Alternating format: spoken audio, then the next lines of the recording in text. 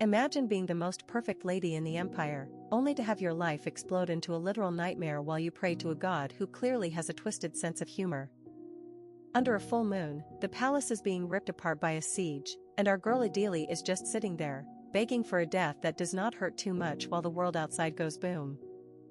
She is trying so hard to keep her faith in God's plan, but honestly, when you hear the clanking of steel and the screams of dying men getting closer to your bedroom door, it is hard not to lose it. She is praying for the strength not to waver before the pain, but the rumble of the invasion is basically the universe telling her that the fruit of her patience is going to be anything but sweet. The gates are down, the traitors are being hunted, and the soldiers are sprinting through the hallways like they are in a race to claim the ultimate prize. They reach the very last room, the only one left untouched, and you just know what is coming next. It is time for a classic door-smashing entry that would make any action hero jealous.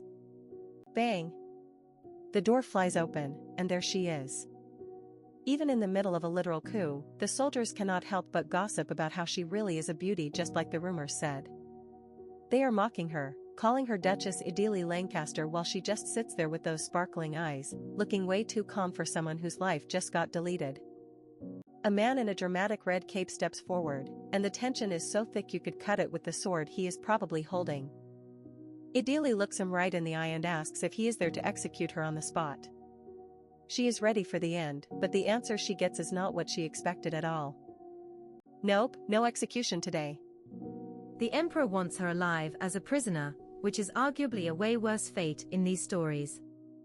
Ideally starts questioning where it all went wrong, wondering why she spent her whole life guarding her noble pride and accountability when she cannot even die on her own terms.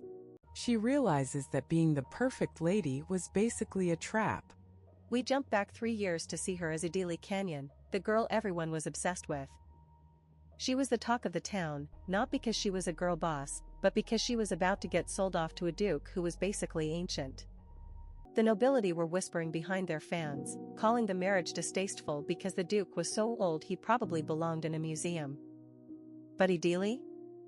She just stayed steadfast and ignored the haters. People literally did not know what was going on in her head because she never let her mask slip for even a second. She was the only daughter of Count Canyon, groomed from birth to be the perfect pawn to connect the most powerful families in the empire. She fulfilled her purpose and lived for nearly 2 years as the old duke's wife, which sounds like a total snooze fest until the treason started. Who could have guessed that this perfect lady would end up as the wife of a traitor? Her husband had a genius plan to declare independence, which obviously failed miserably, leaving her to face the emperor alone. Now, she's being presented like the greatest spoils of war to a man sitting on a throne. Ideally is having a total internal crisis. She spent her life being a doll for her family, and even when she collapsed from fear, she dragged a chair over to sit down just so she wouldn't have to die on the floor. That is some top-tier petty noble pride right there, refusing to crumble until the very end. Back in the present, the soldiers are acting like absolute degenerates, begging the emperor to give the Duchess to them like she is a participation trophy. They are literally arguing about who killed more enemies just to win her, while the nobility whispers that she is nothing more than a slave now. Talk about a fall from grace. Enter Emperor D. Marcus Tuberine, the man with the smirk and the power to ruin lives. He calls out his men for having zero dignity before pointing out the man who actually won the war. He turns to Laszlo Krisis and asks him the most loaded question ever. Are you not in need of a woman? The whole room goes silent as the emperor offers the greatest spoils of war to Laszlo.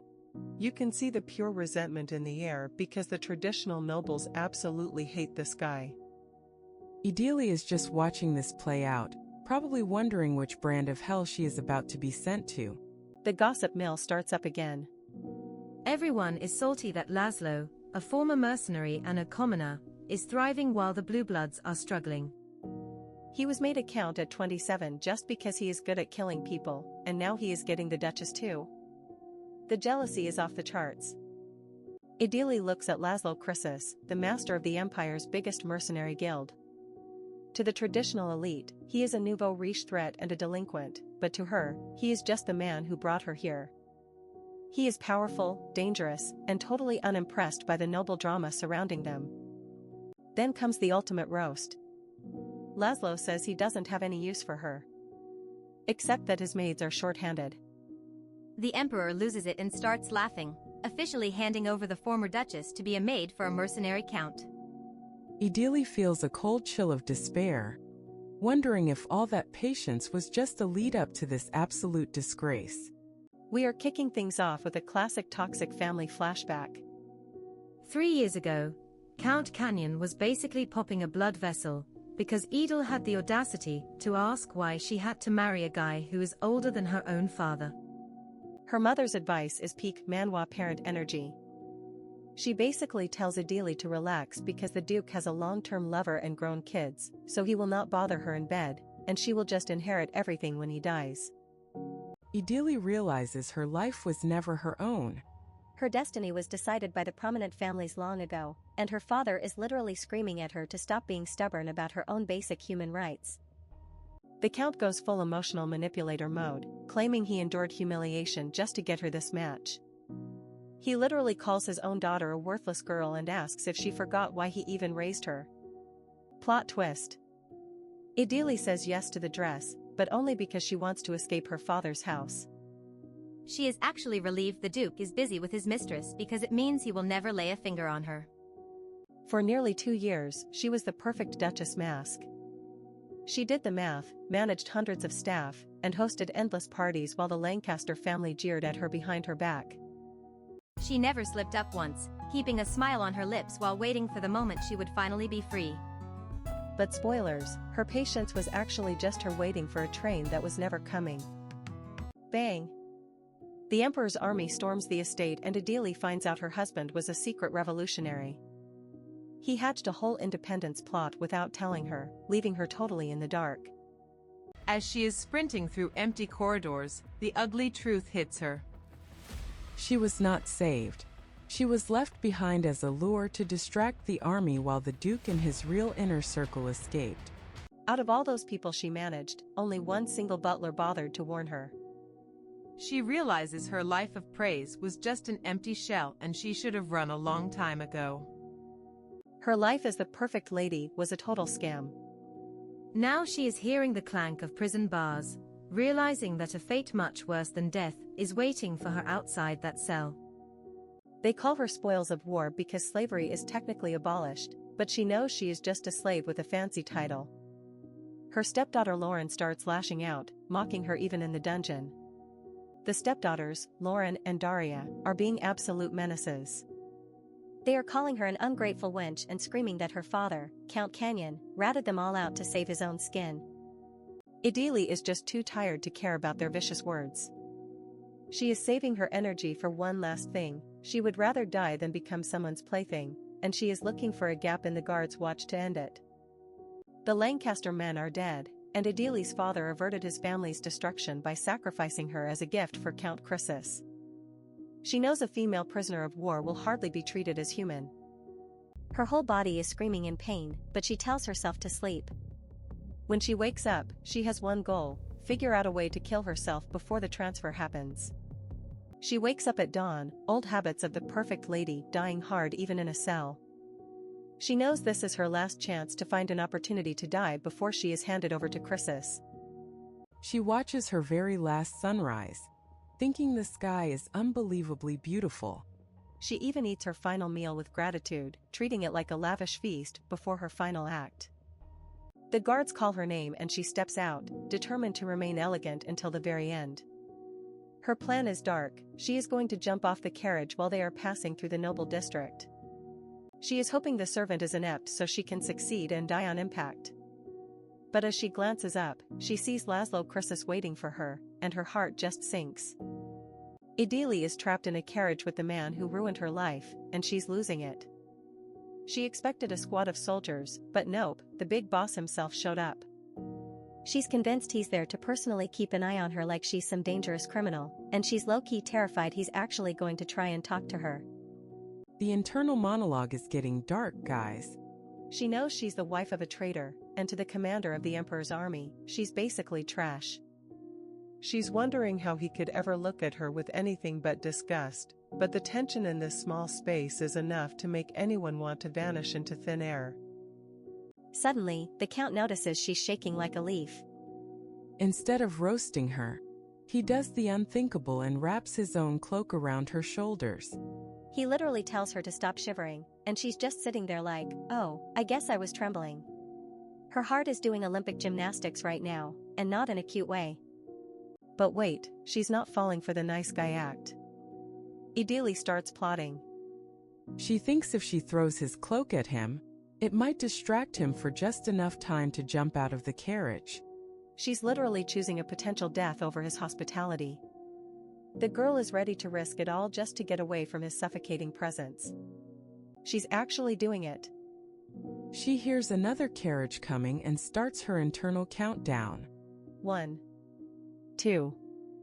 She's visualizing the wheels crushing her, because she thinks a quick end is better than the hell he has planned for her. This is peak drama, and I am here for the sheer intensity of her survival instincts.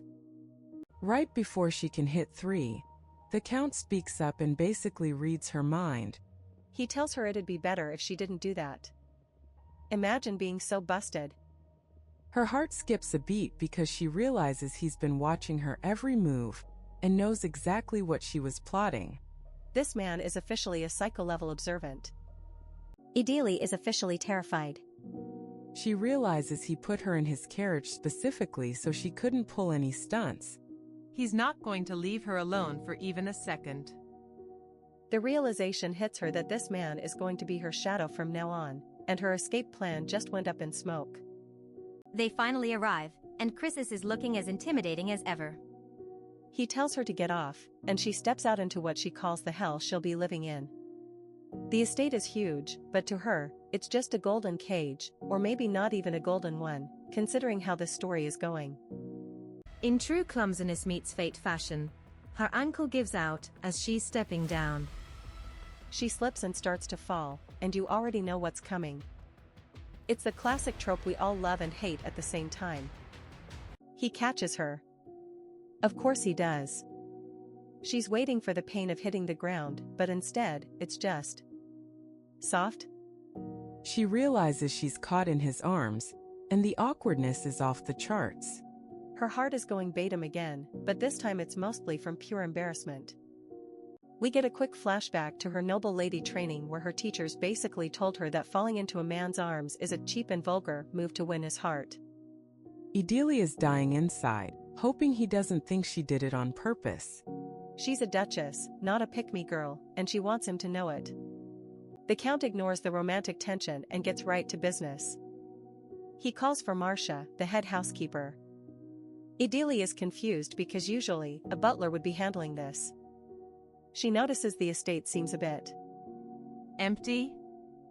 Something is definitely weird about how this household is run. And here's the ultimate red flag moment. Chrysis introduces the former Duchess as a new maid and tells the staff to use her however they want. He's like, feed her, bathe her, and put her to work.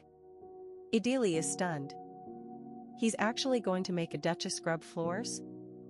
The audacity. The news spreads like wildfire among the staff. The maids are gossiping about how a captured Duchess is now their co-worker. One maid, Mina, is already showing her true colors, looking way too excited about the chance to boss around a highborn lady. The mean girl energy is strong with this one. The housekeeper Marcia sends Idili to a tiny room at the end of a corridor. No luxury, no servants, just a creak of a door and total silence. Idili is officially starting her life as a commoner, and the reality of her situation is finally sinking in. She's sitting in her new, tiny room, looking at the change of clothes they gave her. It's a total reality check. Everything about this situation is screaming that she's not a noble anymore. She's just a girl in a small room, and she's feeling the cold in more ways than one. Life as a maid is already looking rough. She has to bathe in freezing water because apparently, hot water is a luxury for the rich only in this house. She's shivering, but she's also observant. She notes that the Count's house is surprisingly shabby for someone with his title. Is he broke or just a minimalist? Idili tries to pull herself together and focus on reality. She's shocked to find that she's actually hungry after all that trauma. She takes a bite of the fruit they brought her and guys, she actually thinks it's delicious. It's the first tiny bit of joy she's felt since the world ended. She reflects on how she was ready to give up on life because she didn't want to be someone's plaything or a spoil of war. But now that she's alive and relatively safe, she's feeling a spark of hope. As long as the Count doesn't try anything filthy, maybe she can actually survive this. The chapter ends with Edel making a silent vow. She wants to live quietly, fend for herself, and maybe just enjoy the sweet nectar of fruit tomorrow too. She's willing to lead a simple life as a maid if it means finding peace. Our girl is a survivor, and she's ready to face whatever hell this Count has in store for her. The Emperor is watching Sir Croesus with that "I know a secret" smirk. He's literally asking if Laszlo looks like a man who just won the greatest spoil of war. He knows Laszlo is pretending to be unbothered, but the Emperor sees right through the tough mercenary act.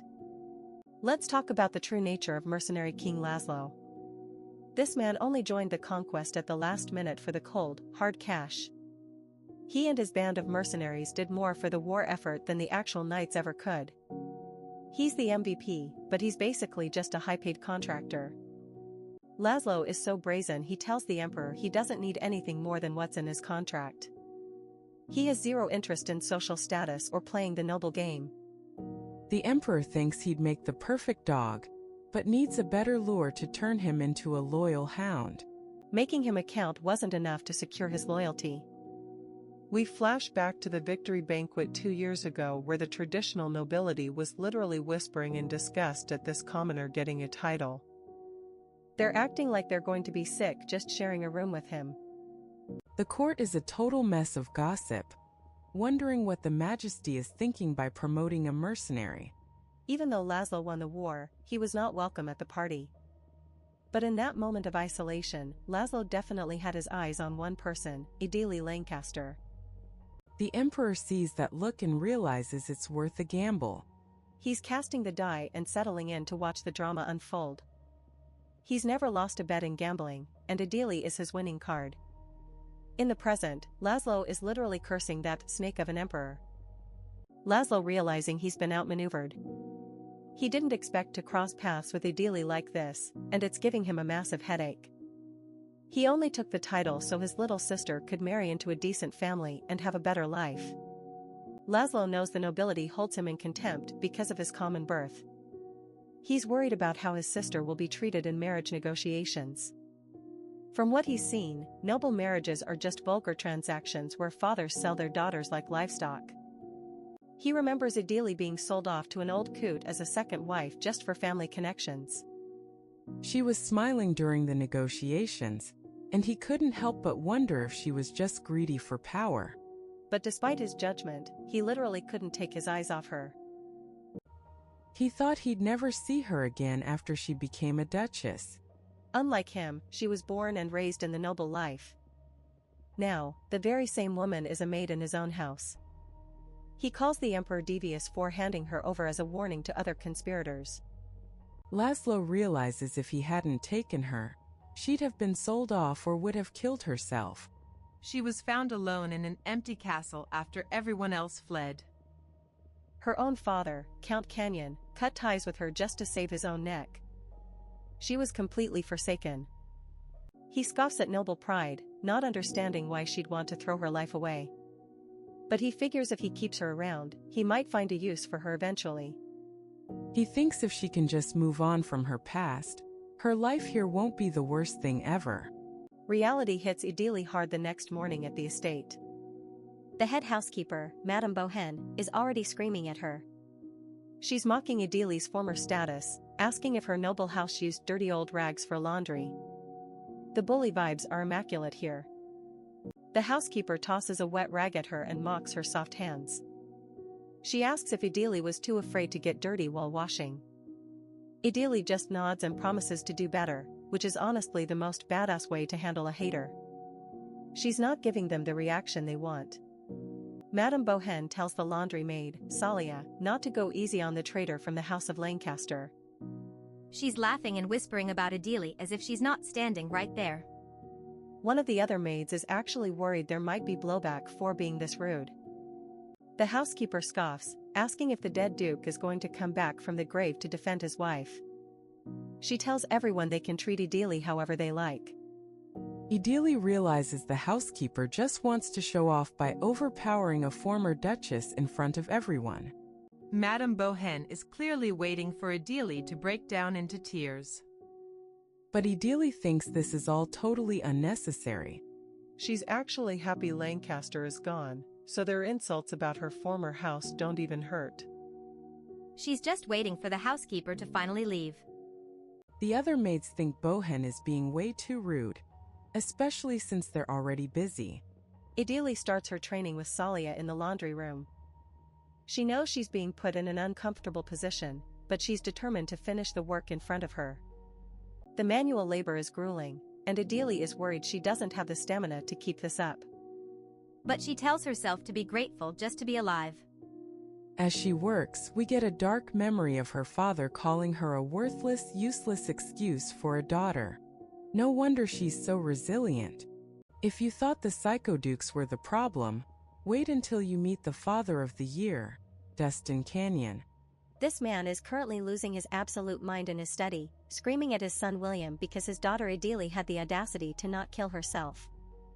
He's literally mad she chose survival over family honor. Dustin is an absolute piece of work, guys. He's raging about how hard he worked to keep his house intact while calling his own daughter a worthless ingrate. He's basically offended that she's alive and working as a maid because it makes him look bad in front of the neighbors. We get a flashback to Dustin groveling before the emperor. He's painting Idili as some helpless hostage that the late Duke kidnapped against his will. He's lying through his teeth, trying to convince the throne that the House of Canyon is totally innocent and just a victim of circumstance. Emperor DeMarcus is just sitting there with a smirk, watching this man crumble. He asks Dustin if he has anything to say about what happens to Duchess Idili, and Dustin doesn't even blink. He's all in on whatever punishment the emperor wants to dish out. This part is actually sickening. Dustin formally disowns her right there, saying a married daughter is no longer part of the family. He tells the emperor she has nothing to do with them anymore, all while bragging about how he offered up the Duke's secrets and half his assets to save his own neck. Dustin knows exactly what kind of man Emperor DeMarcus is. He's a malevolent ruler who brought in commoner mercenaries like Laszlo just to break the power of the traditional nobility. Dustin realizes the emperor is using Idili as a literal warning sign to keep every other noble house in line. He's fuming because the emperor turned his daughter into a mercenary's toy just to tarnish the Canyon reputation. He feels manipulated and ridiculed, but instead of feeling bad for Idili, he's just worried about his own ego. The level of narcissism here is actually legendary. Dustin tells his sons, William and Jeffrey, to keep a low profile while he plots his comeback. He's determined to rebuild the House of Canyon so no one can ever look down on them again. He's basically the villain in his own story, and he doesn't even care who he has to step on to get back to the top. Meanwhile, back at the Chris's estate, Idili is actually thriving in her own quiet way. It's been 10 days, and she's hanging laundry with Salia and Layla. She's not crying or throwing fits, she's just getting the job done. Our girl is resilient, and the other maids are starting to notice. Idili even offers to help Layla hang the heavy sheets. She knows it's not an easy job to do alone. She's adjusting to the rhythm of the estate, finding a strange kind of peace in the manual labor. It's a far cry from being a duchess, but she's not complaining. She's actually proud of her progress. 10 days in, and she can honestly say she's a hard worker in the laundry room. She's getting good at it, which is the ultimate flex for a former noble. But of course, there's always one person who has to ruin the vibe. Enter Madame Bohen, the resident bully. She shows up just to scream at Idili, calling her work a complete mess and asking if she's intentionally being dull. She's trying so hard to get a reaction, but Idili is just keeping her head down and taking it. But then, Salia snaps. She finally reaches her limit and stands up to the housekeeper. She tells Bohen that Idili is actually doing quite well for a beginner, and tells the woman to go back to her own station and mind her own business. The internal hype for Salia right now is real. The housekeeper is shook. She tries to assert her authority, but Salia isn't backing down. Bohan throws a dirty rag at Salia and tells her to show her how it's done before storming off with a stutter.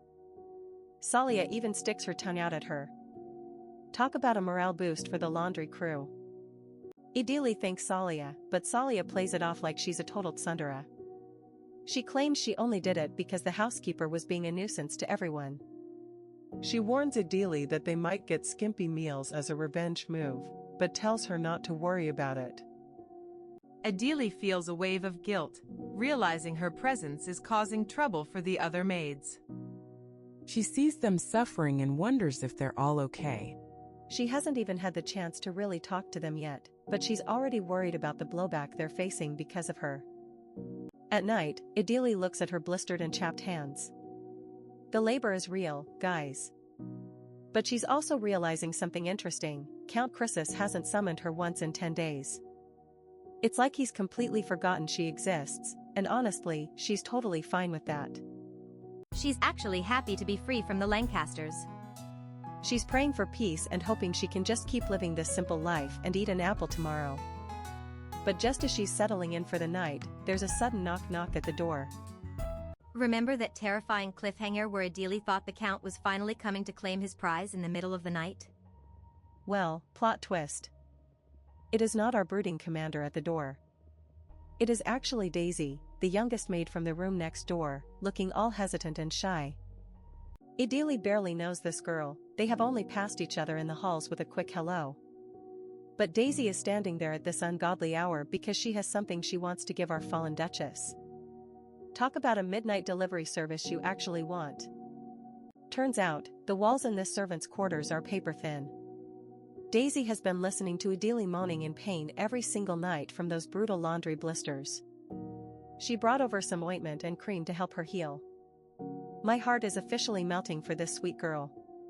Daisy knows the head housekeeper is out for blood and giving Idil a nightmare of a time. Idili is completely stunned because in her old life as a noble, nobody ever did anything just because. This random act of kindness is hitting her harder than any insult from the housekeeper ever could. For the first time in forever, Idili is looking into eyes that are actually sincere and not filled with some hidden agenda. She tries to be formal and calls her Miss Daisy, but the girl is like, please, just call me Daisy. In return, our girl drops the title and introduces herself as just Idili. Things get even more wholesome when Daisy asks if she can call her sister instead. It is official, we have a new bestie in the house. Daisy even offers to help apply the cream to Idili's back and shoulders since there is no way she is reaching those spots on her own. Idili is low-key wishing she had a diary right now just so she could record the moment she finally made a real friend. But reality is a beast, and the next morning Salia's prediction comes true. Their breakfast is looking incredibly sad and skimpy thanks to the housekeeper's petty revenge.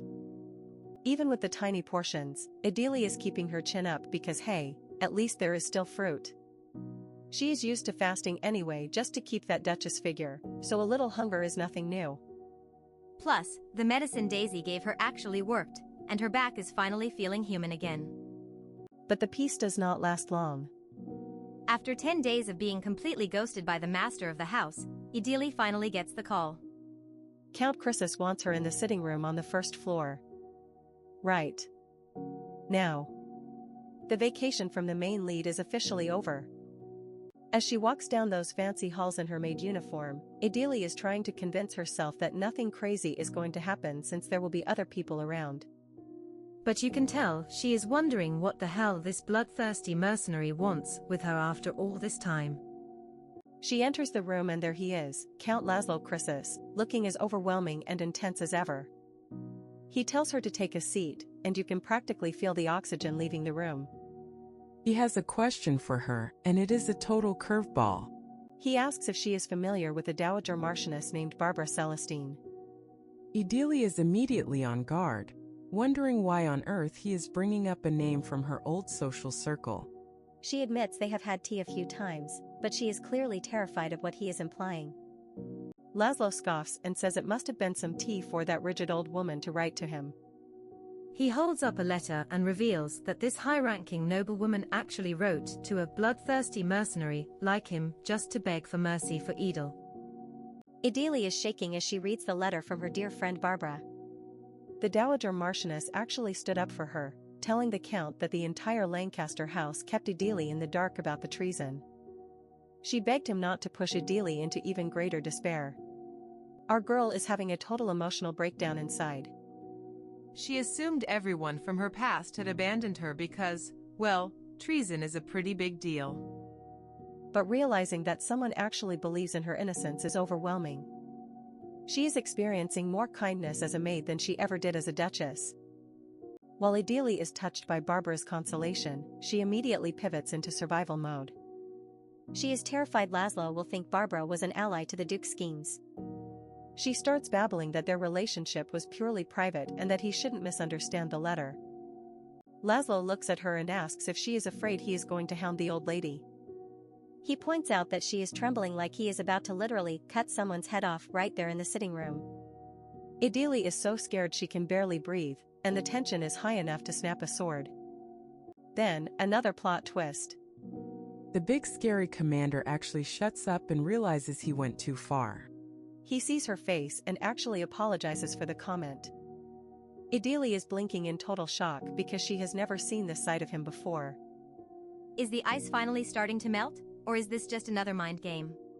Laszlo is having a total internal crisis right now. He realizes that to Ideally, he is not some dashing hero, he is the literal monster who captured and slaughtered her entire house.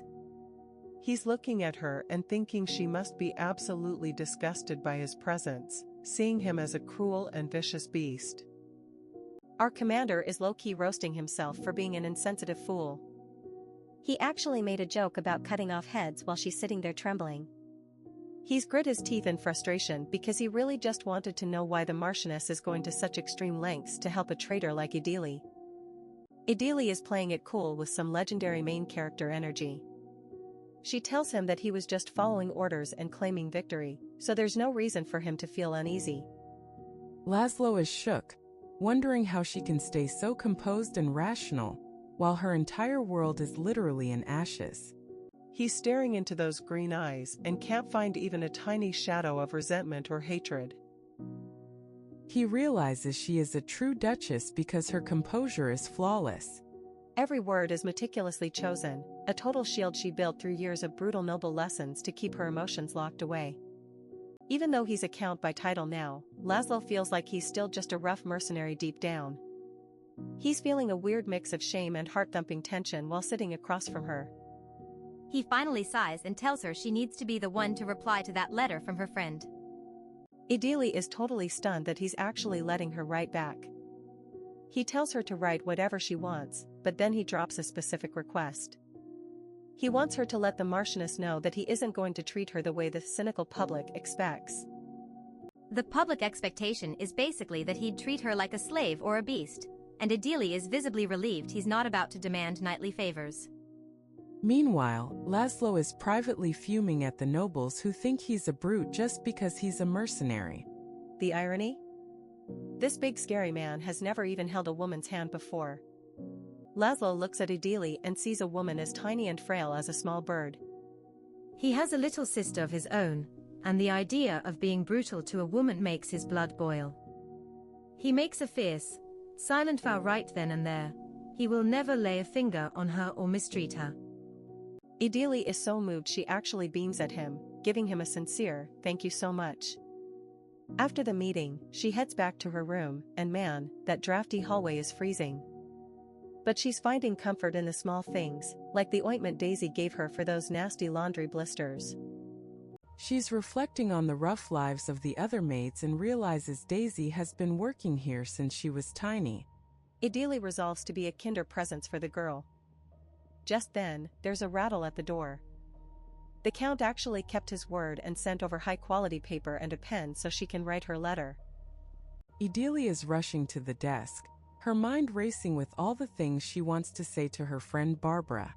But she stops herself, realizing the Count will probably read every word before it leaves the estate.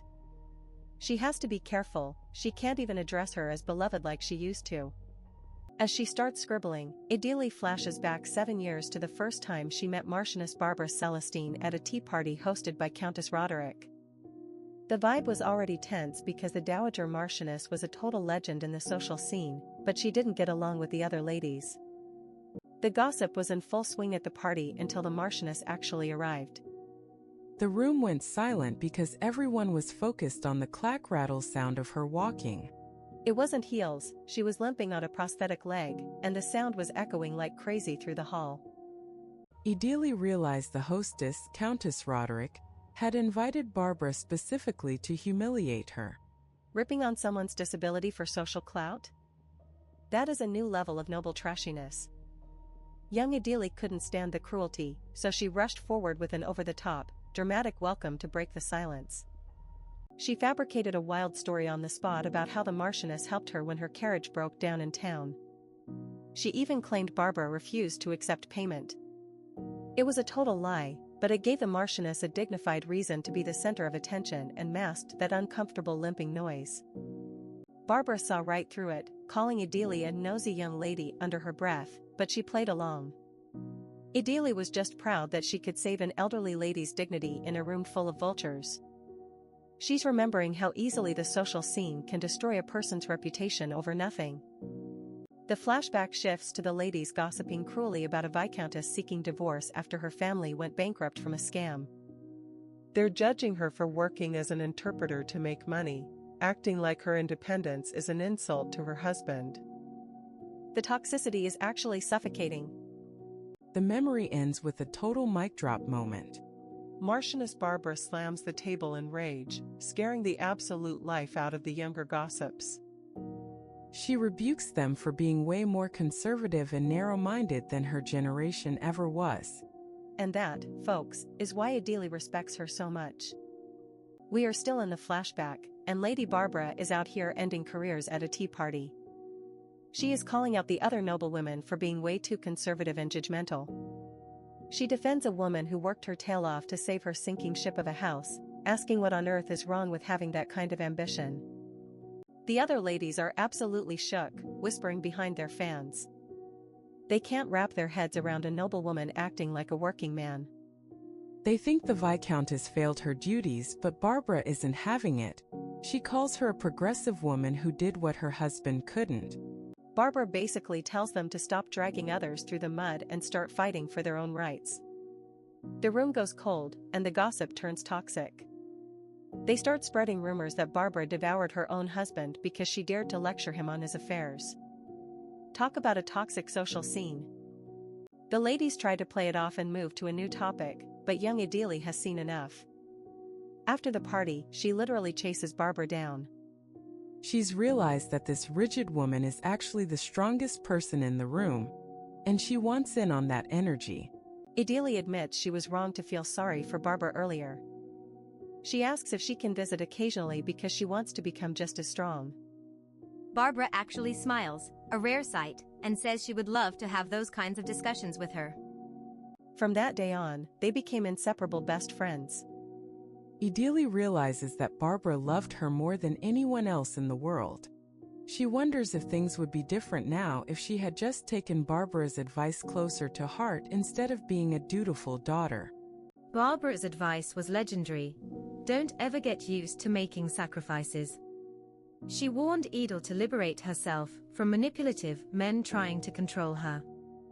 She even tried to stop the marriage to the old Lord Lancaster, knowing it was just another trap. Past Idili was too trapped, thinking death was her only other option if she defied her father.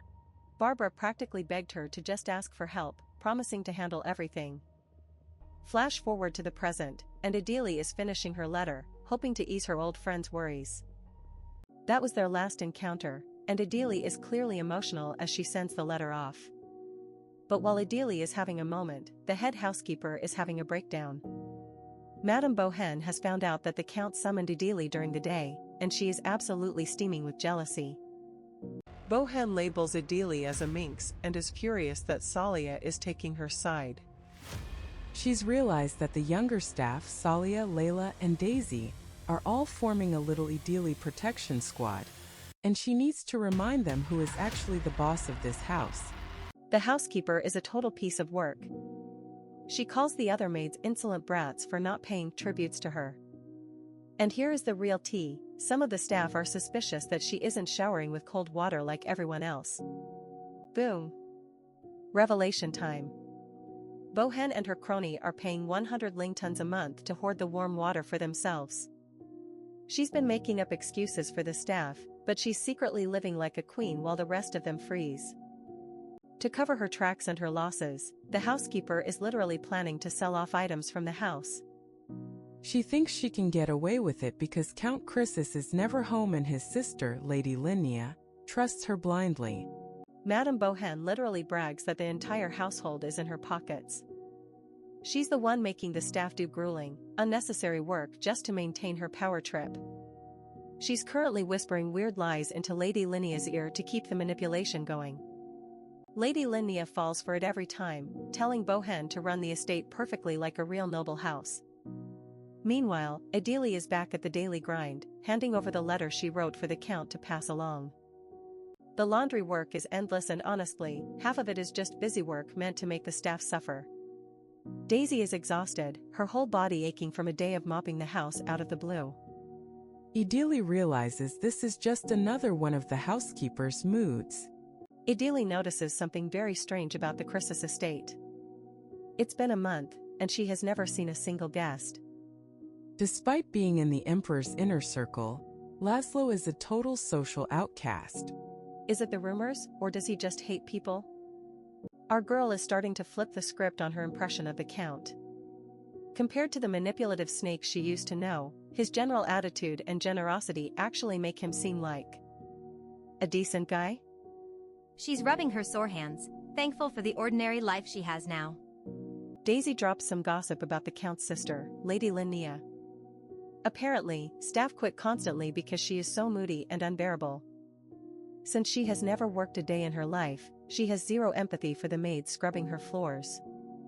The Chrysis siblings were commoners who made a ton of money and became nobility overnight. It is the ultimate irony, the former commoners are acting immature and out of touch, while the former Duchess is the one learning the value of hard work. Idili reflects on how she and the siblings are perfect opposites now.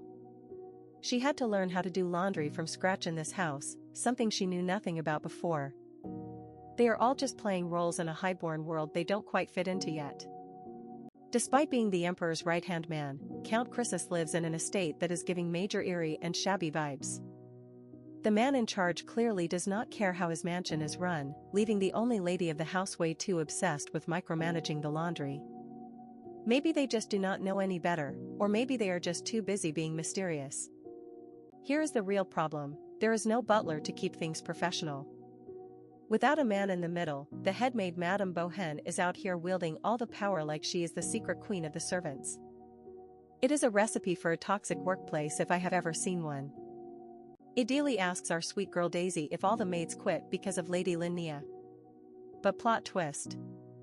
Daisy drops the tea and says people actually quit because of Bohan's tyranny. If they blame the lady, the Count actually gives them a great recommendation letter just to get them out safely. So our scary commander is actually the ultimate supportive boss? Daisy thinks he is nice despite the terrifying aura, and Idili has to agree. He is scary as hell, but he is not a total monster. Still, the management of this house is a complete disaster zone. Idili muses that the House of Chrysis is a brand new noble family, meaning they are basically on trial in high society. As long as the Emperor stays in power, his favorite mercenary needs to find some powerful allies fast. This house needs a strategic plan, not just clean sheets. The strategy is simple: marriage. In this world, a wedding ring is the best way to survive the vipers in the social scene. Idili is just sitting there eating her tiny meal, hoping that whoever the Count eventually marries will at least have enough heart to pity a fallen Duchess serving as a maid. The very next day, Idili gets hit with a surprise summons. It is time for a face-to-face with the younger sister, Lady Linnea Chrysis. Idili notes immediately that these two siblings look absolutely nothing alike. Genetics are weird, but the attitude? That is 100% Chrysu's intensity. Linnea wasted zero time being a hater. She is looking at Idili with a glare that could cut glass. Idili tries to be humble, saying she is just Idili now that her house is gone, but Linnea is not buying the innocent maid act for a second. The insecurity is radiating off Linnea. She is probably in her late teens and clearly feels like a fish out of water in her own mansion. She's trying to assert dominance the only way she knows how, by being a total brat to the woman who used to have the life she's struggling to lead. Linnea goes for the jugular, calling the late Duke a 60-year-old geezer. She asks Idili if she wanted that Duchess title so badly that she would willingly marry a grandpa. It is a low blow, even for a moody teenager. Edel keeps it professional and drops the heavy truth. She didn't have a single say in that marriage. It was a mandatory order from her father. Linnea actually looks disgusted, calling Idili's father awful, and Idili just agrees. It is the first time they have agreed on anything. Then Linnea asks the awkward question. How did she even share a bed with an old man like that? Idili drops another bomb, she didn't. The Duke was way too busy with a long-term concubine who handled all his illegal rebellion funds. Talk about a crowded marriage. Linnea is completely startled by the reality of Idili's former life. She asks what Idili's role even was in that house if she wasn't actually a wife. It is becoming clear that Idili was less of a duchess and more of a high-end decorative piece used to keep up appearances. Idili reflects on how she was once dying to prove her worth to people who didn't care. She thought if she was competent and fulfilled all her duties, things would get better. She was basically a glorified house manager taking care of undesirable tasks just to look perfect. What a foolish life she led. A bitter smile crosses Idili's face as she realizes how useless her past efforts were. But Linnea? She takes that smile as a personal insult. She thinks Idili is looking down on her commoner background while acting like a perfect lady. The insecurity is officially screaming. Enraged, Linnea calls her a slave and demands that she kneel this instant. She screams that Idili is looking down on her employer. Idili, who is officially done with noble pride, just drops to the floor without a second thought.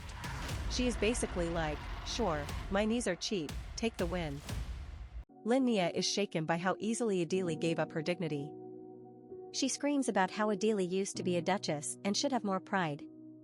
But Idili just hits her with the facts. She is not a duchess anymore, and noble honor is worthless value anyway.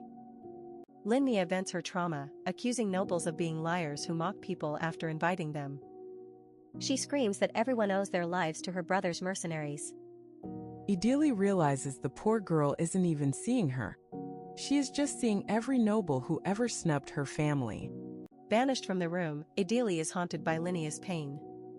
The girl reminds her of her late sister, Lynn Canyon. Lynn was another soul who couldn't endure the pressure of their world. We end on a heavy memory of Lynn begging for it to stop, reminding Idili that in this world, survival is the only real victory. Ever wondered how the Canyons got so rich while having zero class? Turns out Idili's great-grandfather was a literal gambling addict who won a sapphire mine in a bet. He overnight his way into a massive fortune and basically bribed the emperor for a count title because the royals were broke and needed the gold.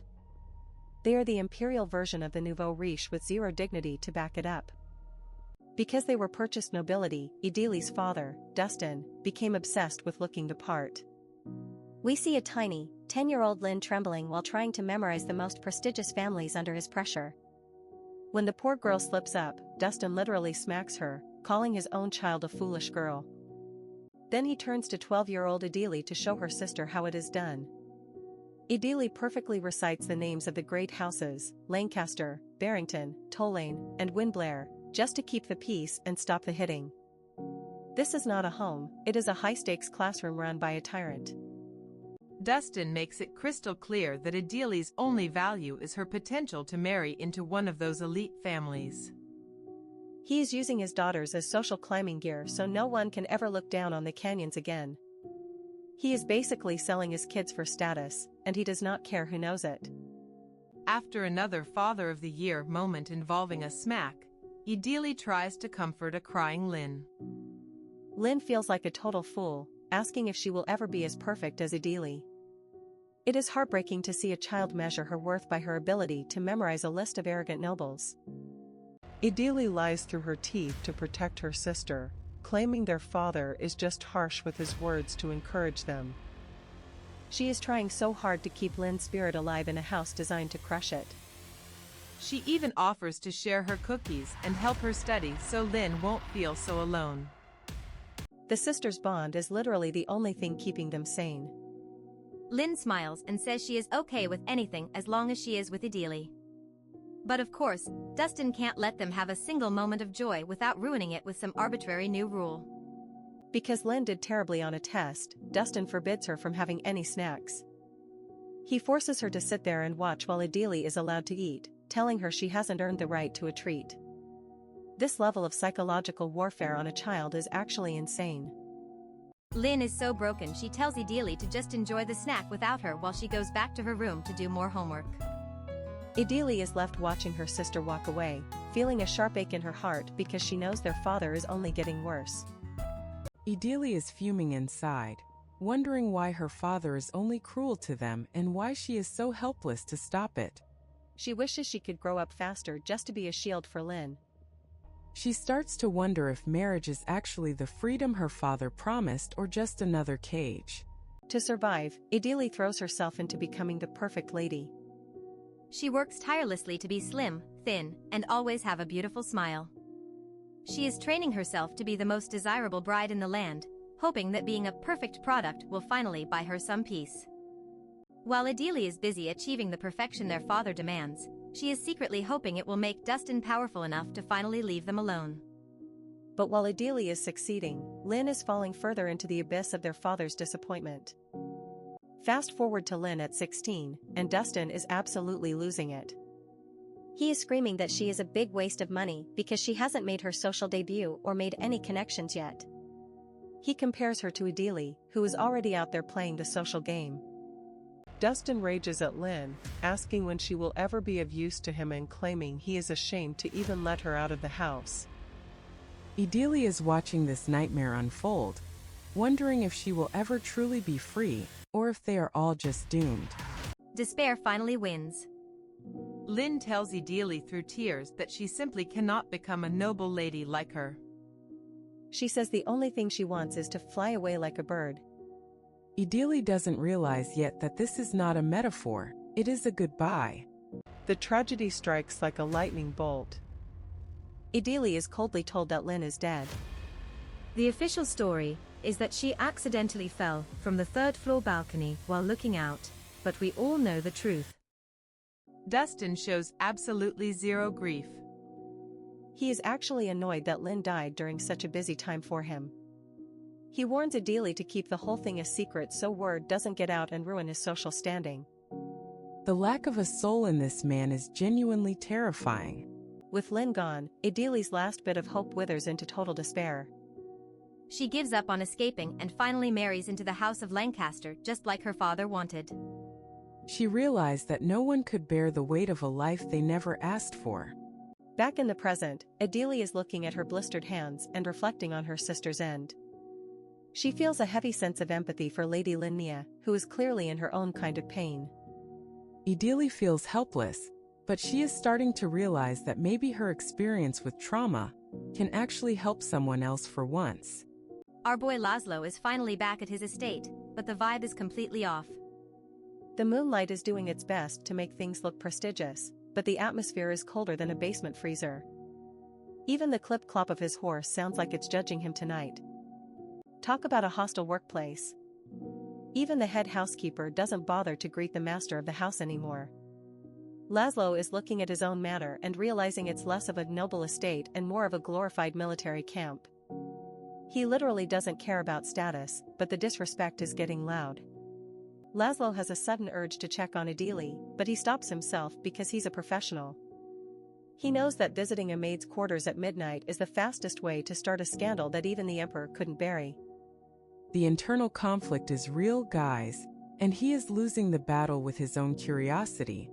Back in the capital, everyone is still reeling from the House of Lancaster's absolute wipeout. The refined elite are out here calling Laszlo a filthy mutt and mercenary trash because they're salty he's actually competent. The hatred is thick enough to cut with one of his own swords. Here comes the drama. Linnea greets her brother at the door, but she's not just saying hello. She follows him right into his room like a heat-seeking missile. You can tell she's got something on her mind, and it's probably going to cost him a lot of gold or a lot of patience. Linnea drops the news. She's been invited to a party by Viscountess Emerson. She's caught in the ultimate struggle between her love for fancy gowns and her absolute fear of being judged by the snobs. It's the classic nothing-to-wear crisis, but with imperial-level stakes. Our girl is feeling completely lost in the social sauce. She begs Laszlo to find her a tutor who can actually teach her how to act like a real lady. She's tired of being the commoner girl at the party who doesn't know which fork to use for her social survival. Laszlo is not falling for it. He points out that every tutor he's hired has quit within 2 weeks because of her legendary tantrums. He's looking at her like, "Are you for real right now?" The sibling bickering is reaching peak levels of relatability. Linnea's defense is actually kind of sad. She says those tutors were total snobs who ridiculed her for being a commoner. They treated her like she was too dull to ever understand high society. Honestly, I'd throw a tantrum too if my teacher was calling me peasant between lessons. She's out here making the excuse that since she has to take all that noble judgment in public, she should be allowed to be a nightmare at home. It's the ultimate if you can't handle me at my worst argument, and Laszlo is just standing there taking the verbal damage. Then the conversation takes a dark turn toward Adili. Linnea starts mocking the former Duchess, calling her pathetic because she has zero noble pride. She's basically bragging about how she made Adili kowtow to her, and she thinks it's hilarious. Red flag alert. Laszlo officially snaps. He erupts in anger, screaming his sister's name so loud it probably shook the windows. He is not having this bully era. He's scolding her for being cruel to someone in a weaker position, and the look on his face is pure, disappointed older brother. He hits her with the truth. By trampling on a maid, she's becoming the exact kind of trashy noble they both hate. He calls her a coward because she only dares to pick on Adili since she's too scared to stand up to the actual ladies who mock her. Talk about a reality check.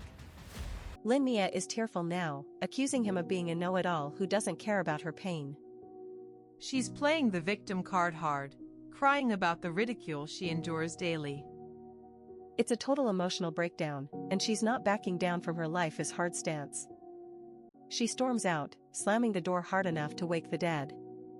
Laszlo is left alone to sigh and curse the emperor for this whole situation. He never wanted to be a count, he just wanted to be a mercenary with a manageable family. Laszlo is reflecting on that snake DeMarcus. He recalls the emperor's speech about him being a symbol for the mercenaries. He realized he was trapped in this fate the moment he accepted the title. He's a warrior playing dress-up as a noble, and he's clearly over it. The emperor's words are haunting him, authority will protect everything you value. But right now, Laszlo doesn't feel very protected. He's feeling like a pawn in a game where the rules keep changing, and his sister is the wild card that's ruining his deck. He decides to try and fix things with the classic expensive gift strategy. He's going to get her a necklace and one final tutor for the party. He's hoping that gold can buy a little bit of peace in this chaotic house, but we all know that's just a temporary fix. His thoughts drift back to Adili, and you can see the guilt eating him alive. He's wondering if she's crying alone right now, feeling humiliated by his sister's actions. He's pacing the room, looking like a man who wants to do the right thing but isn't sure how. He considers apologizing on Linnea's behalf, but then he's like, wait, that makes my sister look bad. He's overthinking everything. He tells himself to just ignore it, but the last shot of his face tells us he's definitely not going to stop thinking about the former Duchess. Deep in the shadows of the capital, the elite nobility is having a major salt fest. Marquis Tolane and Duke Barrington are whispering in absolute disgust because a member of the imperial family actually joined hands with a lowly mercenary like Laszlo Krisis. They think Emperor DeMarcus is a total brute with zero refinement, and honestly they're basically calling for a new boss. These high-ranking lords are too cowardly to step into the light just yet. They'd much rather borrow the hands of lesser nobles as pawns to shake up the regime. They're playing 4D chess while everyone else is just trying to survive. It's peak old money arrogance, and it's honestly kind of pathetic. Their gossip turns to the House of Canyon, and they're being extra mean today. They're mocking how Count Canyon sold off his daughter Adele to the Lancasters and then to the Emperor just to keep his own head. They dismiss him as a trivial man who could never pull off anything worthwhile. Talk about being the laughingstock of the empire. Inside the Chris's estate, Adele is having a literal nightmare. Her father's voice is echoing in her head, screaming at her for squandering the family wealth. In this dream, Dustin is a total monster, reminding her that her only worth was a successful marriage, especially now that her sister Lynn is gone. The psychological trauma is real, people. Adele wakes up wondering if all that sapphire mine wealth was ever enough to satisfy her father's bottomless greed for status. He could have built hospitals or done some charity, but nope, he chose to buy his way into prestigious families using his daughters as literal currency. The irony is so thick you could choke on it. She shakes off the past and gets ready for work. The morning sun is shining with a beauty that feels totally at odds with her internal mess. As she starts her chores, she catches the end of a super tense conversation. Some man is telling a maid that a deadline has to be met at all costs. Shady business alert. Salia greets Adele and drops some great news. The estate feels empty and peaceful because the tyrant Madame Bohen has gone out with Lady Linnea. It's like a teacher's out-of-the-room vibe, and everyone is finally breathing for a second. Knowing the head maid is gone, Salia suggests that Adele take a break from the laundry room and actually see the grounds. It's a rare moment of compassion from the staff. They're acknowledging how much stress she's been under since that nightmare meeting with Lady Linnea. As Adele walks away, Salia and Layla have a moment of real talk. They realize that while they can quit whenever they want, Adele is a prisoner of war. She's stuck in this life forever, and the pity they feel for her is actually heart-wrenching. She's essentially a ghost in a maid's uniform. Exploring the estate for the first time, Adele feels a tiny spark of pride. She's being recognized for her hard work and trusted with a new task. It's a small win, but for someone who lost everything, it feels like a mountain. Our girl is slowly finding her footing in this hell. But the good vibes don't last long. She runs into a group of senior maids from Madame Bohen's inner circle, and they are openly slacking off. They're eating and gossiping while everyone else is working their tails off. The corruption in this house is deeper than Adele ever realized. Adele is low-key fuming seeing these maids push all the manual labor onto the younger staff. She's wondering if Count Chrysis even has a clue about how his house is being managed, or mismanaged. It's a total mess of power dynamics and laziness, and Adele is over it. She tries to stay out of trouble, but Adele's luck is just the worst. She accidentally stumbles upon a secret meeting between Laszlo and a high-ranking commander. The atmosphere is heavy with venom, and you can practically hear the war drums in the background. She overhears some super cryptic talk about a crimson rat and a yellow fox. She realizes she has walked right into a conversation about high-level political strategy and potential betrayal. This is way above a laundry maid's pay grade, and she knows it. Panic mode activated. Adele tries to tiptoe away as quietly as possible, but she's not a ninja. The sound of her movement alerts the Count, who is absolutely furious. He specifically ordered total privacy for this meeting, and someone just broke the rules. Laszlo storms toward the intruder, calling them a little rat who's trying to spy. He looks ready to draw his sword and end someone's career. The tension is at an absolute breaking point. But then he stops dead in his tracks. The spy is Adele. He's staring at her in total shock, and she looks like she's about to faint. This awkward encounter just went from 0 to 100, and I am dying to see how he reacts now that he knows she heard his secret plans. Panic mode activated. Adele gets caught red-handed and immediately hits the floor with a low bow. She's giving the performance of a lifetime, claiming she's just a simple laundry maid doing her rounds. Laszlo, acting like the unbothered king he is, just tells her to get lost before things get awkward. But wait, Laszlo's companion has eyes like a hawk. He stops Adele in her tracks because she looks way too familiar. He's squinting, thinking. And then it hits him like a lightning bolt. This isn't just a maid, this is the fallen Duchess of Lancaster. The collective gasp in the room is practically audible. The companion is absolutely floored. He can't believe the rumors are true, that a highborn duchess is actually out here scrubbing floors and hauling baskets. He's immediately worried that she might have overheard their sensitive political tea, and honestly, can you blame him? She was standing right there. Laszlo isn't having any of that paranoid energy. He mocks his friend's anxiety, basically saying that if Idili is smart enough to steal intel just by walking past, they should stop complaining and recruit her to their guild immediately. He's out here defending her hustle while everyone else is being a hater. Now for the real reality check. The Count calls out his friend's prejudice and tells him to look at her hands. They aren't the soft, manicured hands of a noble anymore, they're rough and worn from actual hard work. Laszlo is low-key respecting the grind, and I am here for this character development. The conversation gets heavy as Laszlo points out how truly alone Idili is. A distant lady wrote to help her, but her own father, Count Canyon, has completely ghosted her to save his own reputation.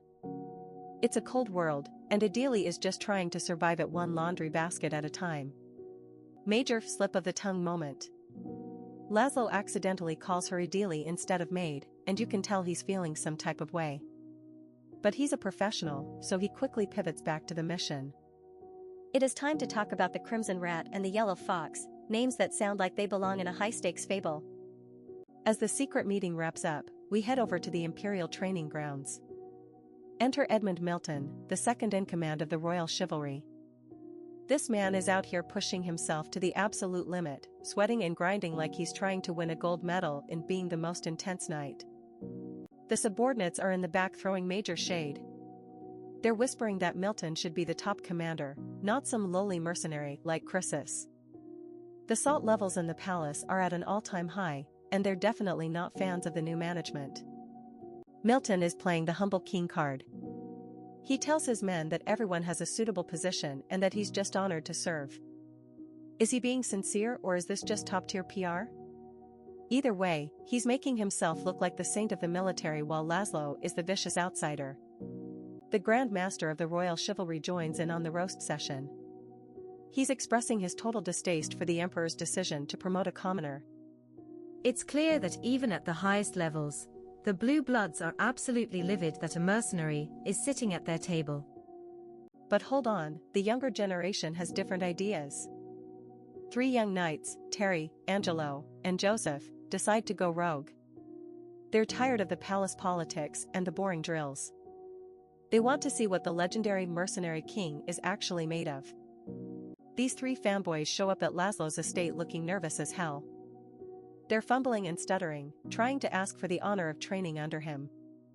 They realize that if they stay at the palace, they're just going to get lazy and soft. They want that mercenary strength. They admit that the standard palace training is basically a joke and they need a leader who won't go easy on them. They're begging Laszlo to judge them objectively. It's a bold move, considering Laszlo looks like he could eat them for breakfast without breaking a sweat. Laszlo takes a moment to reflect on how far he's come. The noble guards used to treat him like a stray dog, and now they're lining up at his door for lessons. He's starting to realize that the Emperor's plan to make him a symbol is actually working, whether he likes it or not. He takes one look at them and realizes they are completely out of shape. Their posture is trash and they look like they've never seen a real battle. But he doesn't kick them out. He finds their desire to improve actually commendable. Get ready, boys, the mercenary boot camp is officially in session. Laszlo decides to test their resolve. He tells them his door is always open to those who want to be better, but he's not going to hold their hands. He's setting the stage to become the authority the Emperor wants him to be, and these 3 knights are his first guinea pigs. The chapter ends with Laszlo realizing he can't run from his fate anymore. He has to become the symbol for all the commoners and mercenaries in the Empire. He's accepting the heavy weight of his new title, even if he still doesn't know how to navigate the noble part of it. As the knights start their grueling first day, Laszlo is already planning his next move. The pieces on the board are shifting. and our mercenary count is finally starting to play the game for real. The Emperor's prediction is coming true, and the world better brace itself. The young knights are basically begging to train at Laszlo's estate. They admit the palace training hall is way too toxic and politically charged for them to work with a mercenary. Laszlo realizes there is a massive unsure rivalry between his boys and the royal chivalry, and his presence is just making it worse.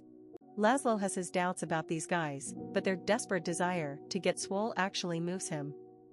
He tells them to show up at his estate next Saturday at 3 o'clock. He's officially opening a mercenary boot camp for noble kids, and I am already fearing for their safety.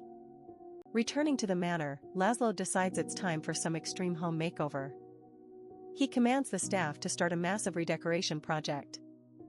He wants this place to actually look like a count's estate for once because he's got high-ranking guests coming. Here's the grueling part: he orders all 150 curtains in the mansion to be washed and dried. And get this, it's freezing winter. The head housekeeper is in a total panic because she realizes the estate is nowhere near ready for prime time. A few days later, Laszlo is heading to the prestigious Grania Avenue. He's fulfilling an invitation from the house of Marquis Celestine. This is the big leagues, folks. He's stepping into a world of old money and even older secrets, and he looks about as comfortable as a cat in a bathtub. He is formally welcomed by the legend herself, Dowager Marchioness Barbara. She insists on a level of familiarity that catches our stern count completely off guard. She's acting like they're old friends, and Laszlo is just trying to remember how to breathe in a fancy suit. As he looks around the Celestine estate, Laszlo feels a massive pang of inadequacy. Everything is so seamless and elegant, and the staff actually respects their bosses. He's looking at his own chaotic household in his mind and thinking, yeah, I really need a better manager. Naturally, his thoughts drift toward Idili. He starts imagining the immense difficulty she must be facing. A former highborn lady is currently toiling as a common laundry maid in his drafty house while he's sitting here eating expensive cake. The guilt is starting to get loud. The Marquis reveals that his family represents the moderate faction of the nobility. This meeting isn't just for tea, it marks a significant shift in the political landscape. By hosting the Emperor's favorite mercenary, the Celestines are basically saying, okay, we'll play ball with the new regime. The Marquis drops a bombshell: if Idili hadn't been under Laszlo's protection, his mother probably would have kidnapped her just to keep her safe. These people really love Idili, and they are not happy she's currently scrubbing floors for a guy with dirty mercenary hands. Barbara is deeply concerned. She knows Idili's mask of noble grace is just a shield for all her suffering. She pointedly asks Laszlo what his actual intentions are. She is not okay with Idili living a life of servitude forever, and she's demanding answers right now. Laszlo confesses the truth: he's keeping her shielded until the social scandal settles down. But he admits he is still struggling to decide her ultimate fate. He's caught between wanting her near him and knowing he's essentially keeping her in a cold, lonely cage. Barbara offers a bold alternative. She promises to take full responsibility for Idili if the Count just lets her go. She's basically telling him, give her to me, and I'll give her a real life. Laszlo is stunned by the offer, realizing this might be the only way to save her. Just when Lady Linnea thinks she is ready for her big debut, a messenger drops a bomb. Count Laszlo is going to be late because the Emperor pulled him into a last-minute meeting. You can practically see the color draining from her face as she realizes she is on her own for this tea party disaster. Linnea is officially in a full-blown panic. She's never hosted a tea party by herself, and she is terrified of making a fool of herself in front of the royal chivalry. It's peak social anxiety, and honestly, who hasn't felt that I am not ready for this vibe? She looks around her messy room and realizes the advice her maid Marcia is giving her is total garbage. She has nobody reliable to guide her through this social minefield, and the pressure is starting to make her spiral. In a moment of pure desperation, she decides to call for the one person in the house who actually knows what they're doing, Idili Lancaster. She knows a former Duchess understands the noble game better than anyone, even if she is currently a maid. Marcia, the head maid, tries to play the petty card. She whispers that having a former Duchess serve as a common maid will totally impress the guests and show off their power. It's a total mean girl move, and it shows exactly what kind of toxicity Adili is dealing with. Edel is summoned from her laundry duties and told she is getting a promotion, or at least a temporary change of scenery. She is officially Linnea's personal attendant for the visit, and you just know she's ready to bring that legendary Duchess energy back to the surface. Linnea is so unsure of herself that she asks Adili if she should be the one waiting at the doors to greet the knights. Adili has to step in and explain that in the absence of a butler, the head housekeeper should be the one at the door. Ladies don't wait on guests, honey. Adili drops some expert knowledge, a grand entrance is everything. By waiting until the guests are settled, Linnea can establish herself as the authoritative head of the household. It's all about the aura of power, and Adili is the ultimate teacher. While Adili heads to the kitchen to make sure the tea and desserts are actually up to professional standards, Linnea is in her room fighting for her life. The stress is giving her literal physical nausea. Hosting is hard work, especially when your reputation is on the line. Despite the nerves, Linnea tries to pull herself together. She reminds herself that she is the sister of the Mercenary King, and she cannot let him down. She's trying to summon that warrior spirit for a battle of tea and small talk. The guests finally arrive, and Adili walks into Linnea's room to find a makeup disaster. She immediately asks for a handkerchief to start fixing the young lady's heavy-handed look. Adili is not about to let her go out looking like a clown. Linnea is shocked to see her reflection and thinks she looks plain. She demands that Adili apply more of that trendy flower extract powder Marcia gave her. It's the classic more is better mistake that every beginner makes. Adili puts her foot down with some legendary firmness. She tells Linnea that such bold cosmetics are completely unfitting for an unmarried young noblewoman. She's giving her the real talk that the commoner staff never could. Here is the real tea. Adili warns her that wearing that pink powder at such a young age will start rumors that she's trying to seduce men. It's a brutal social trap, and Adili is the only one looking out for her. Linnea is horrified. She finally understands why everyone in high society has been giving her those weird side eyes. She realizes Adili isn't her enemy, and she finally starts to trust her guidance. This is the start of a very interesting partnership. As they walk toward the drawing room, Linnea's confidence starts to waver again. But Adili is right there, whispering that she holds the highest title in this house. She reminds her that she is the lady of the House of Chrysis, and it's time to act like it. Adili encourages her to look down on the guests with pride. She tells her to own the room before formally announcing her arrival. It's the ultimate pep talk, and Linnea is finally feeling that main character energy. Emperor DeMarcus is having a terrible morning at the palace. He is literally slamming his desk in a fury because these treasonous nobles have the audacity to beg for mercy. Like, buddy, you tried to overthrow the crown, what did you expect? A gift basket and a pat on the head? He's looking back at his father's reign and he is totally disgusted. His dad was basically an incompetent puppet who let the whole empire rot while he focused on his own pleasures. DeMarcus is a different breed, he is a warrior who actually knows how to govern. Our emperor is out here swearing a blood oath.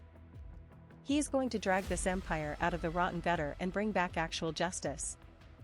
In his world, being a noble does not mean you get a get-out-of-jail-free card for committing crimes against the throne. But building a new empire is not easy when you can't find real talent. He is sitting there wondering if Count Chrysis is going to bring back any good news from his trip to the Celestines. He is playing 4D chess and he needs every piece on the board to move exactly where he wants. He is also dwelling on that secret, powerful bond between Marchioness Barbara and Adili Lancaster. He knows their relationship is as close as a mother and daughter, which is a massive power move.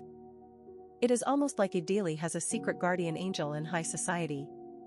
It has been 2 full months since Adili started her maid era at the Chrysis Manor.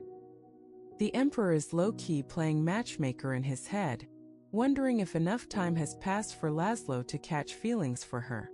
He is basically watching his favorite drama unfold in real time. Back at the manor, the big tea party is finally happening.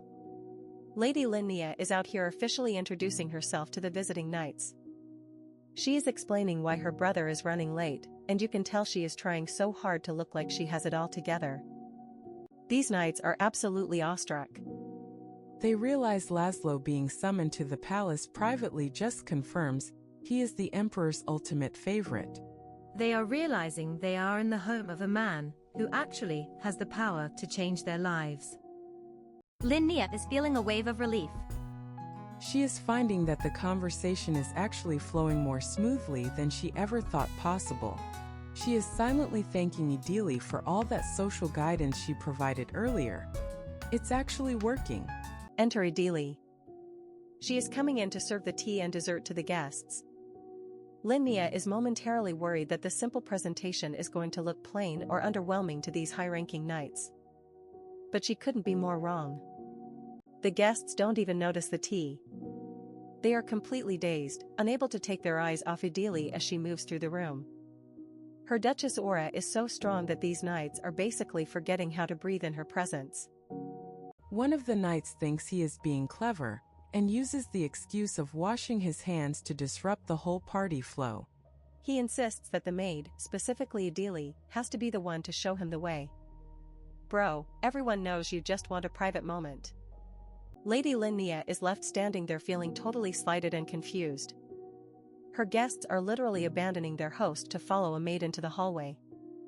It is a massive insult to the lady of the house, and the vibe is officially ruined. Away from the party, the knights finally corner Idili in the hall. The gentleman act is gone and they start mocking her. They think it is hilarious to see a former duchess performing menial tasks and serving people like them. They are attempting to intimidate her by asserting their authority as members of the respected royal chivalry. They are acting like total big shots, thinking they can walk all over a defenseless maid in her boss's own house. It is a new level of trashy behavior. But Idili does not flinch for a single second. She stares them right in the eye and calls them out for their complete lack of honor. She tells them they are behaving like rogues instead of gentlemen of the order. The roast is officially on. Idili demands to know their names and which noble houses they come from. She is basically like, I want to see which families did such a fine job raising such disrespectful boys. She is using her full Duchess energy to put these boys in their place. When a knight actually tries to threaten her, Idili just warns him that he is being insubordinate. She tells him that she will personally ensure Count Chrysis hears every single detail about how they behaved in his home. You do not mess with the commander's staff. She tells them that if they don't want to be discharged from the chivalry, they better stop right now. She is standing her ground like a queen, reminding these rogues that they are on very dangerous territory. The fear is finally starting to set in on their faces. Idili is making it clear that she will not stay silent about their behavior. She might be a maid who cannot leave this house, but she is also the woman who knows their secrets. They realize they picked the wrong person to mess with. The chapter ends with Edel proving she still has that Duchess iron in her blood. She is the one in control while these highborn knights are shaking in their boots. The tea party might be a mess, but Idili just won the battle. Idili is standing her ground, warning these gentlemen that their behavior is a one-way ticket to being discharged. Instead of taking the hint, the knights are absolutely fuming that a maid dare speak to them that way. Things turn violent fast. They snatch her and start dragging her away like she's common trash. Idili is desperately crying out for help, but these cowards are just snickering. They're actually calling her an ingrate for refusing their golden opportunity. The level of delusion is actually off the charts. They're screaming at her to pipe down while literally dragging her through the hall. One of them delivers a brutal blow to shut her up, and the smack echoes through the corridor. These are supposed to be knights of the Empire? They look more like a pack of low-life thugs to me. The physical blow sends Idili spiraling into a traumatic flashback. She's seeing her father's face and begging him not to hit her. The trauma is so deep she's practically losing consciousness, calling out names from a past that was supposed to be over. Just as things are looking hopeless, a fwish and a slice cut through the air. Laszlo Chrysis has arrived, and he is looking like a literal god of war. He catches Joseph Oz and Angelo Vallon in the middle of their cowardly act, and the look in his eyes says someone is about to meet their maker. Caught red-handed, the knights immediately pivot to the most pathetic defense ever. They start spinning a lie, claiming Idili was the one who tried to seduce them. They're actually trying to frame her while standing in front of the man who literally owns her contract. Laszlo isn't just a fighter, he's an observer. He reveals that he heard every filthy word they spoke from the corridor before he even entered. Their deception is exposed in seconds, and you can see the absolute terror starting to set in on their faces. The tunes change real quick. Now they're on their knees, begging for mercy and claiming they were just overwhelmed by her beauty. It's the ultimate backpedaling performance. They're sobbing and groveling like the spineless cowards they truly are. Laszlo does something legendary. Instead of deciding their fate himself, he turns to Idil and asks her how she wants to handle this. He's giving her the power, showing her that in this house, her voice actually carries weight. Talk about a massive level up for our girl. Idili isn't some naive girl, she's a former Duchess who knows the law inside and out. She calmly suggests they be punished according to the military code: discharge, public whipping, and massive fines. She's out here quoting the rulebook like a boss. Then she drops the real hammer. She mentions a harsh historical precedent for dishonoring a lady that involves literal dismemberment. The knights are actually trembling in terror now. Idili is playing psychological chess, and she just put them in checkmate. Desperate for anyone else to judge them, the disgraced knights beg Laszlo to call for Sir Edmund Milton, their second-in-command. They think a real noble might go easier on them. Little do they know, Laszlo and Milton are already on the same page. The adrenaline finally wears off, and Idili's body gives out. She collapses from pure physical and emotional exhaustion, but Laszlo is right there to catch her. It's a rare moment of tenderness from our cold commander, and the staff is watching in total shock. Word of the violence spreads through the manor like a wildfire. The staff is reeling, but Laszlo isn't done. He erupts in a righteous fury at the head housekeeper and Marcia. He's screaming that they failed in their primary duty to protect a guest and a maid under this roof. Laszlo issues a chilling warning: if Idili doesn't make a full recovery, he will hold the entire staff as accomplices to the crime. The atmosphere is suffocating, and the mean girl maids are finally realizing that picking on Idili was the worst mistake of their lives.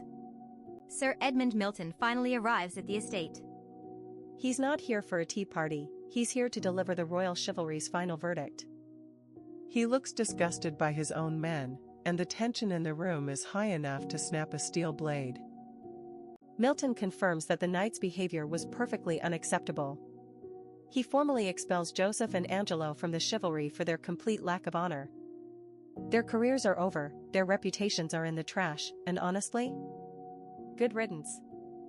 Despite the knights trying to argue that she's just a maid, Milton shuts them down. He insists on offering a formal apology to Idili on behalf of the entire order. He's treating her with more respect than she's seen in months. The chapter ends with Idili finally finding justice, but the scars from the attack go way deeper than the skin. Sir Milton is out here giving the most corporate apology in history on behalf of the royal chivalry. He is trying to act like his intentions are pure, but you can see the suspicious energy radiating off him. He claims he is just doing the bare minimum, but we all know that is a lie. The disgraced knights aren't going down alone. They explode in a fury, exposing that the whole manor visit was Milton's idea from the start.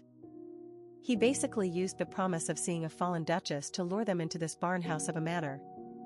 Talk about a toxic manager. Milton just snickers while his men scream that they were used. He coolly deflects the blame, acting like he only suggested training and even warned them to stay away from the lady. It is a masterclass in gaslighting, and the knights are being dragged away while he keeps his hands perfectly clean. Laszlo is watching this whole performance with a heavy frown. He recognizes the manipulation at play, but he has to admit Milton is clever for making it impossible to pin anything on him. The tension between these two is high enough to start a fire, and the silent stare-down is legendary. As Milton leaves, his internal monologue is pure hater energy. He seethes with resentment, calling Laszlo an insolent mercenary who stole the title and status he thinks he deserves. He is basically the ultimate villain in waiting at this point. But here is the creepy part, Milton is becoming dangerously intrigued by Idili. He can't stop thinking about the fallen Duchess, and you can tell he views her as a prize to be won rather than a person. Watch out, Idili, you just got a new level of stalker. Finally, our girl Idili wakes up from her high fever. She is back in her tiny room, surrounded by her fellow maids who actually look worried for once. The atmosphere has totally shifted from hostile workplace to found family vibes. Salia drops the biggest shocker. Count Chrysis personally summoned a top-tier doctor to treat a maid. In this world, that is basically a marriage proposal. The maids are all whispering about how the Ice Count might actually have a soft spot for our Duchess. Salia is having a total redemption arc. She tearfully apologizes for letting Idili be overworked and for not standing up to Lady Linnea's tantrums. She admits she expected a Duchess to be made of steel, but now she just sees a friend who is struggling to survive. Idili isn't holding any grudges. She reassures Salia that the kindness of the laundry crew is the only thing that kept her going. She is basically the heart of the servants' quarters now, and the bond they're forming is the most wholesome thing in this whole manhwa. They share a warm meal together, and for a moment, the maid status doesn't matter. Idili reflects that happiness doesn't come from a title, but from a warm bowl of soup and people who actually give a damn about you. It is a rare moment of peace before the next storm.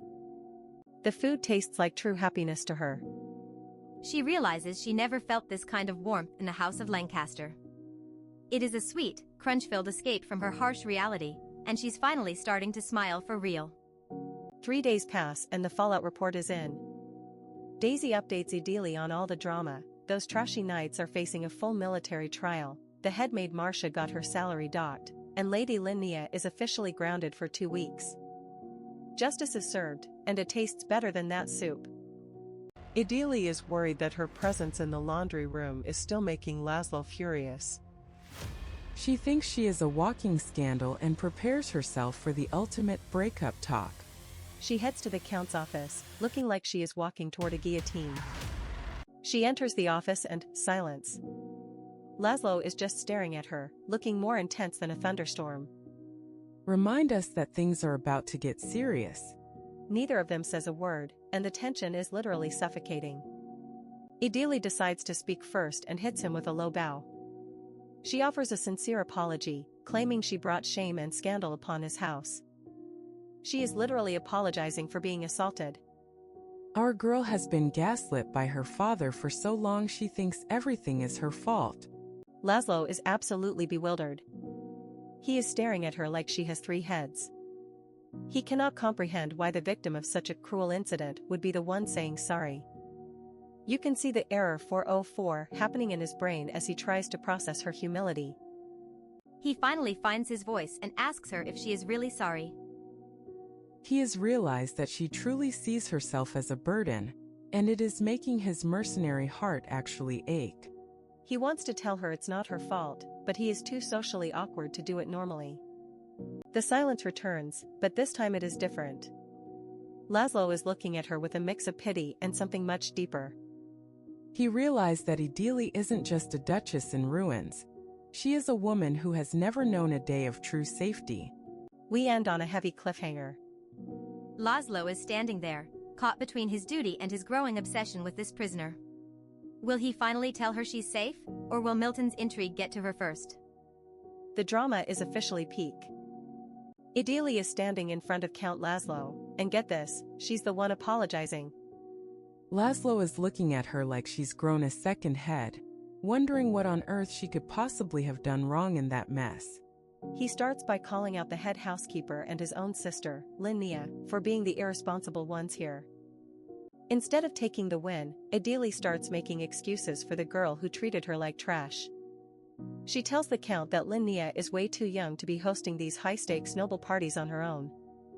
It's peak main character benevolence, and honestly, Idili's kindness is bordering on a superpower at this point. Our girl points out that anyone would be a shivering mess if they were thrown into an unexpected social nightmare like that. She leans in and drops a truth bomb. Lady Linnea is not a hardened warrior like him. She's just a kid who is scared of being judged by the imperial elite. Laszlo is stunned that Idili is actually defending his sister. She pleads with him to be lenient with her because she is still inexperienced. Idili even warns him that if he is too harsh, he might lose his sister's trust forever. Talk about some top-tier sibling therapy from the laundry room. Laszlo finally takes a look in the mirror and admits he has been a bit of an incompetent count. He is ashamed that his shortcomings made everyone look bad, including Idili. But Idili, being the loyal queen she is, reminds him that the knights were the real villains here, not him. Time for a career change. Laszlo decides Idili has suffered enough in the laundry pits and promotes her to the kitchen. He thinks the lighter workload will be better for her, which is low-key sweet for a guy who used to be a bloodthirsty mercenary. Idili is so used to being the Empire's punching bag that she is confused. She asks if there are any other punishments besides moving to the kitchen. Laszlo is just staring at her like, is she for real? Only Idili could see a promotion as a potential trap. She explains the toxic noble logic she has lived with her whole life. In those houses, the maid is always punished regardless of the truth, just to save face for the aristocrats. It is a messed up world where honor is bought with the suffering of the lower staff. Laszlo is absolutely disgusted by that kind of thinking. He doesn't give a damn about the honor of noble offenders or preserving a fake reputation. He realizes the knights were only so brave because they expected Idili to take the fall like every other servant in this empire. Laszlo grits his teeth and declares himself a lowly mercenary who has no time for these trashy noble conventions. He is choosing rationality over empty prestige, and he tells Idili to stop worrying about it. Honestly, our mercenary king is the only one making sense in this whole manhwa. Idili is starting to realize her boss isn't the monster everyone says he is. He is more rational than any refined nobleman she has ever met. She is smiling now because she is not afraid of him anymore. And dare I say, she actually thinks he is kind of cute when he is being principled. Seizing the moment, Idili asks for a real workers' rights win, hot water for the staff. It is the dead of winter, and everyone's hands are literally freezing. Laszlo is genuinely shocked because he thought the firewood he paid for was actually being used. Laszlo realizes the head housekeeper has been pocketing the firewood budget while the maids shivered. He is fuming, ordering enough wood to last until next summer. Starting tomorrow, hot water is for everyone. Our girl Idili just ended a legacy of frozen baths with one conversation. The kitchen staff and the laundry crew are absolutely beaming. They are saved from the winter chill, and it is all thanks to Idili speaking up. They can finally use as much firewood as they need, and you can practically hear the collective sigh of relief in the manor. But Madame Bohen is not invited to the party. She shows up with maximum attitude, accusing Idili of making everyone's lives harder just because she got on the count's good side. She is trying to sow discord, claiming Idili got promoted over maids who have been there longer. Salia and the crew are not having it. They tell the housekeeper they are happy for Idili and hyped about the hot water. Bohen is losing her mind because her authority is crumbling, and she starts shrieking at Idili for snitching to tear her down. The drama is getting spicy. Bohen dumps a massive workload on Idili as revenge. She is put in charge of dishes, prep, and washing everything in the kitchen. But Idili just stays professional and tells the chef she is looking forward to learning from him. Idili, 1, toxic boss, 0. The housekeeper is convinced Idili is a master manipulator who has already broken the count and the staff. She vows to watch her like a hawk and promises she won't stay silent if Idil crosses the line. Madam, your villain arc is showing, and nobody is buying it. We end on a heavy note with Lady Linnea crying her eyes out in the dark. She thinks she has ruined everything because she is not a real noble and she is terrified her brother is disappointed. It is a total breakdown, showing just how deep the class anxiety runs in this family.